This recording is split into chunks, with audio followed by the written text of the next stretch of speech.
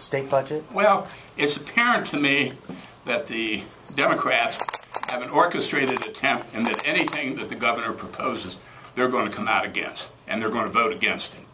And they haven't put forth any proposals of their own that doesn't necessitate tax increases. So we haven't done anything like this before because we haven't seen that type of organized effort.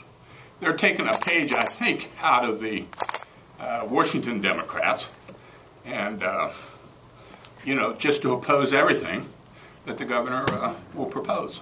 Would you defend? We understand your point about the overall the tax shift is a tax cut because taxes, the income tax will go down more than the sales tax expansion goes up. But depending on where you are on the income brackets, some people get more than others. The Democrats are saying that low and middle income people will get very little of a net tax decrease, if at all, and rich people will be getting a lot. Well, so could you defend that? Look, I'm not going to defend anything that's going to be before the legislature as far as that, as far as taxes are concerned. But overall, I think if we look at the governor, what he has done, every Ohioan will benefit from the tax cuts. Not the rich, but every single Ohioan. When you look at the cut in the sales tax alone, benefits every Ohioan that purchases any goods or services in Ohio.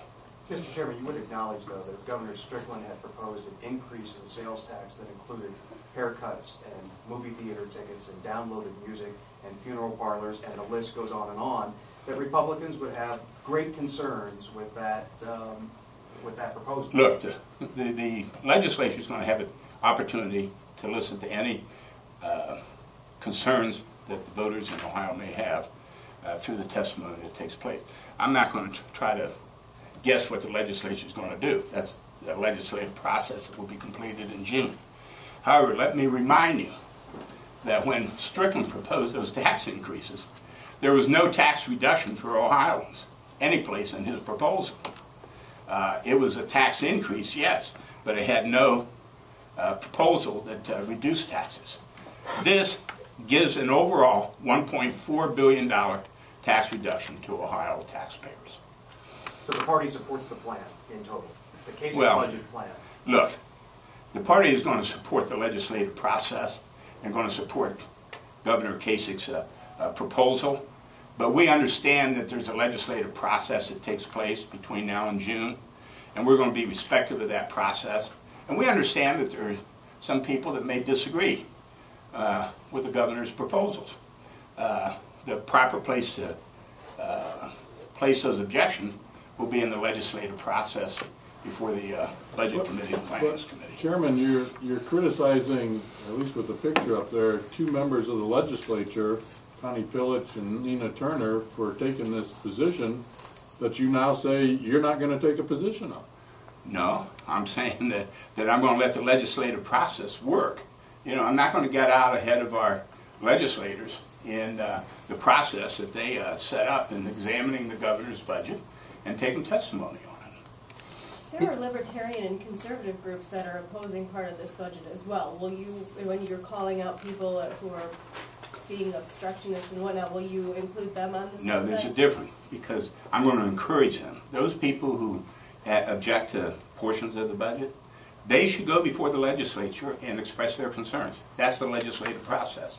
What I am concerned about is that the Democrats have taken the position that they're going to vote against the budget regardless, and are not going to participate in the process, and they're just going to be against it to be against the governor. That's what I'm concerned about. That they came out before they even had a chance to look at the details on the budget, and they were out there criticizing and saying that they were opposed to it. Sure. And putting out false information. Every Democrat? Well, there's a sizable number of, let's put it that way. Well, but you're classifying all of them into one category with the Democrats, but you're not, in response to Dana's question, you're not now, wait a putting second. them in the same category with Now, wait a the second. Republicans are. If you look at the history, that not one of them voted for the 2011 budget. Not one Democrat, okay, in the legislature. I think that speaks for itself. And we anticipate they're going to do the same thing this time. There are a number of Democrats who have come out and said they are in full support of the governor's Medicaid plan, which is in this budget, but they don't like the tax proposal. How does that add up with what you're saying here? Well, I think that, again, there will be concerns with pieces of the budget, and that's the legislative process. As you go through the legislative process, each of these groups will be given an opportunity to voice their objections or their support for the governor's budget. And we encourage them to participate in that process. Sure. What's your opinion of the Medicaid expansion?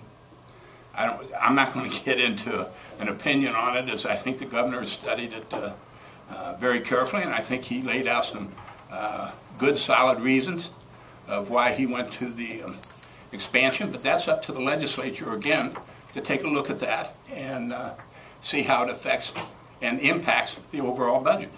Would you be doing this if Governor Kasich wasn't going to be up for re-election in 2014? I think we would have done this 2 years ago if we knew what the Democrats were going to do 2 years ago, and that is be obstructionists on everything that he proposed. Sure. We'd have started this 2 years ago. Sorry. The rhetoric that you're referring to here has become kind of commonplace. It's part of our political culture at this point, and aren't you, in a sense, by responding to it now, kind of adding to it? Well, I'm trying to be very careful to respect the process, okay? This is a budget that's been introduced into the legislature. There is an opportunity for everybody to go in and voice their objections or support for portions of that budget. And I encourage people to do that. There are people in the Republican Party that won't agree with everything in the budget. But the process is such that if they go in and they're heard, then it's up to the legislature to pass that budget, which they will do sometime in June. So I encourage anybody that has any concerns to go through the legislative process. And that's the proper place to do it. Not to sit out there and just say we're opposed to this, we're not going to support that. So, Chairman, would you be in support of somebody like Dale Butlin going and testifying and talking about his opposition? Dale Butlin has every right to go in and testify. All he has to do is sign up and appear before the committee and voice his objection. And I think that's where those objections that the Democrats have should be heard.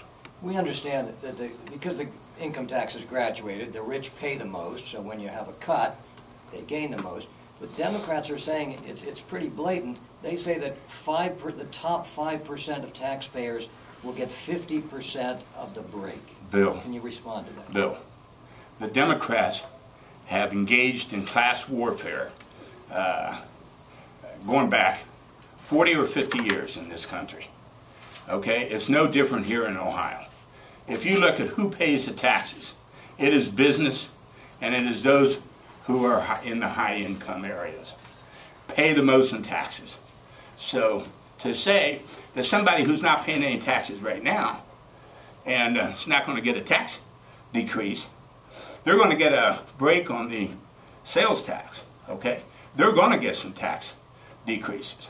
But to say that an income tax decrease will go to those who pay the income tax, I think that's what you're really saying. And obviously, if somebody's not paying income tax, there's not an income tax break for them. Chairman, is it a difficult argument to say you're going to get a sales tax decrease when the sales tax plan raises over $3 billion in the next 2 years in extra revenue? The sales tax decrease is broadening the base, which puts us on line with many of the other states. Those of us who have been in the business understand that almost every other state has a broader base on sales tax. No, it's not. However, pardon? There's only 3 states that have a broad, other than now, well, us, that have a broad sales tax. Hawaii, North Dakota, and some others. Yeah, but they have a broader base than what we use here.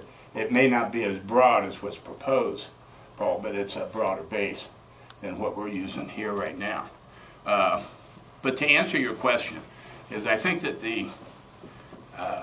you have to look at the overall reduction in taxes for business and for the individuals. And for individuals at the lower income area that's going to get a reduction in sales tax.